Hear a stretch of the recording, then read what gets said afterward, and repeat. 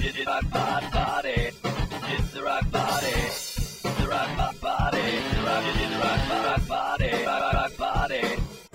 And then, of course, Miss Stephanie Moore at WNCT was the daytime producer, and then I was contacted by the nighttime producer. I believe his name was Jeremy Spearman. Forgive me if that's not right. Everyone was very polite and professional.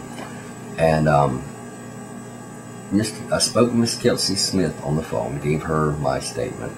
Mr. Erickson from WCTI actually wanted to meet me and film, but I was about to go into work for a 12-hour shift, and it was just not possible.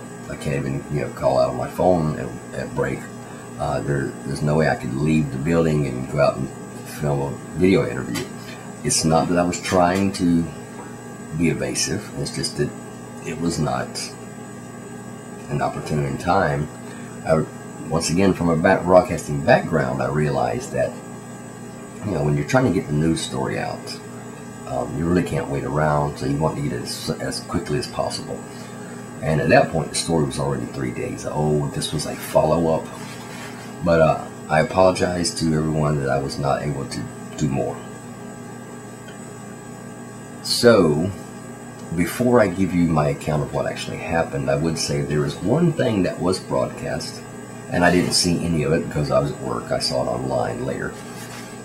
Is that I want to make very clear something that maybe have been an aside on Channel 12's account when they mentioned me, but I don't take it personally because I realized it was not meant that way, but it was slightly offensive. And if you watch their story, which is on their website, they were talking about the claims office that the Marine Corps opened up, and they say that even that I could file a claim, or that I was, or I can't recall, but I'm not going to file a claim. This has never been my intention. I want to make that very clear. They actually, in the moments afterwards, had people prepared who had property damage, who had injuries, the ones that weren't being currently treated by the paramedics. They had a police officer taking statements, recording everything. It was very, very professional on the part of everyone involved. And by everyone, I mean, of course, the Marine Corps has done an exceptional job. The staff or the people that were hosting the Havelock Chili Festival were outstanding. Even the band that was performing, which I think is called the Yams, I'm not sure. Even they were just top notch. But if I was going to reclaim anything, I would have filed it. Then I got a bump on the head. That's nothing to claim. Now it was funny when I saw the pole that hit me, where I saw where it had actually bent. That did make me laugh. And looking back on the video now, when I hear the sound of it hitting my head, that does make me laugh. It's because I wasn't really injured, and I'm not making light of the people that were. But I'm not making a claim, and I would like to talk anyone out there who was thinking of making a frivolous claim to not do so. The Marine Corps has been doing exceptionally well, taking responsibility, launching their investigation, opening the claim center, all on their own. Don't take advantage of that. If you remember, a few months ago, we weren't even sure if our troops were going to be able to get paid their salary, and even ones that were in the line of fire. Don't think that it's a money pit that you can just take advantage of. No, don't do that. I'm not going to file a claim. I just want to make that very clear. Now, if they wanted to offer me a free ride in the Pedro Rescue Cop chopper, I wouldn't turn it down, but I'm not asking for it. Of course, being a little aeronautical nut myself, I'd probably try to talk them into taking me up in either a Harrier or an Osprey instead, or all three. But that's not what I'm after. I'm saying I'm not going to file a claim. I don't know why that got reported. I was joking with it with the reporter from Channel 7. I don't know how that wound up on Channel 12, but I am not going to be filing a claim. For not on the head, no. From our military who are dedicating their lives to us, no. I'm not going to do it. And I would urge anybody else that doesn't have a valid claim, either physical damage or property damage, to not do so, because it's just wrong. It's immoral. It's tacky. Now, if you do have a claim, by all means, I'm not trying to talk you out of that. I know people had vehicle damage, vendors had property damage, people were actually injured. But for a bruise or a bump on the head, I wouldn't file a claim. No, that's just wrong. But since I was unable to meet with the reporters, here is what actually happened, both from what I saw and from what I've learned since.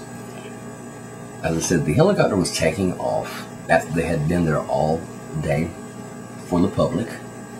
Now, they landed without incident, so there was no reason for anyone involved, the Marine Corps, the pilots, the festival organizers, there was no reason for anyone to suspect that anything could go wrong by their departure. So that right there is knocked out. You can't assign blame. There was no lead-in to suggest anything, because they had landed, I believe it was at 9:30 that morning, without incident. Everything was fine. And as I said, had anybody known, we would have, ran for cover, because we were out there watching, and you can hear the cheers when the little whirlwind started.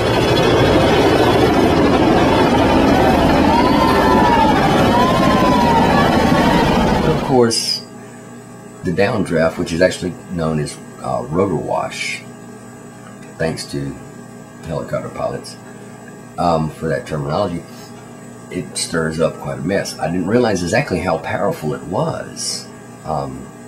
My limited experience with helicopters, I really had never been standing in the rotor wash before. Normally I had either been outside the takeoff zone when someone else was airlifted out, or I was inside the helicopter itself. So there was no one ran for cover, no one suspected anything.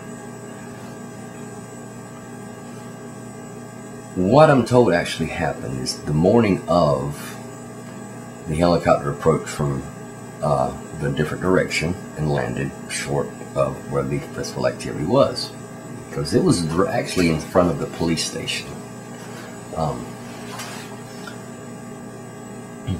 But when it took off, it was facing the way it came in, so it went out that way, which carried it over the grounds of the festival.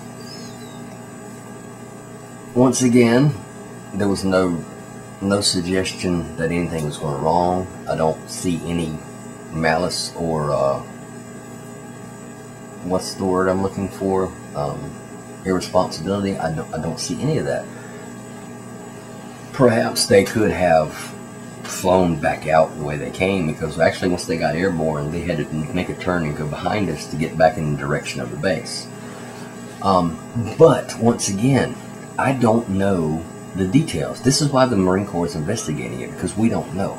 I don't know the specifications of that helicopter.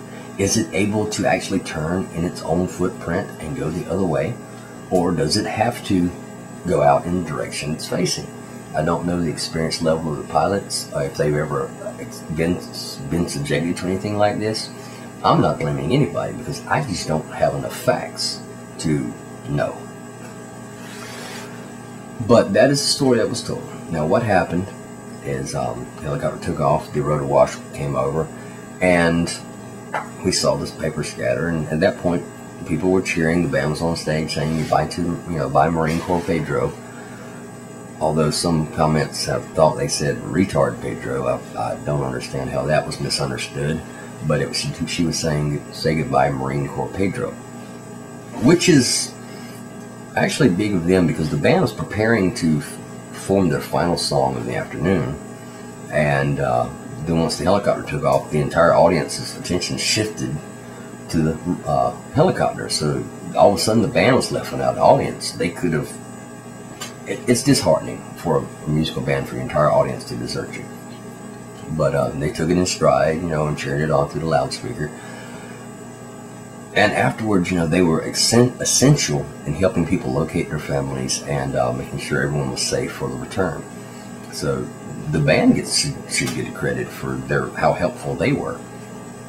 But you can hear them, waving over.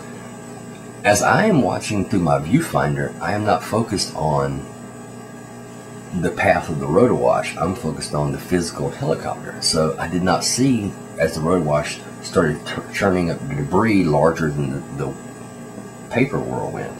And there were vendors that had tents, there were tables that got knocked around, there was probably merchandise that got knocked around. I know there was a Catholic organization that was raising money, and their money box took off. And thank you to the people who actually were honest enough to return money to them that got blown away. That was a good testament to human kindness and decency. But I didn't see any.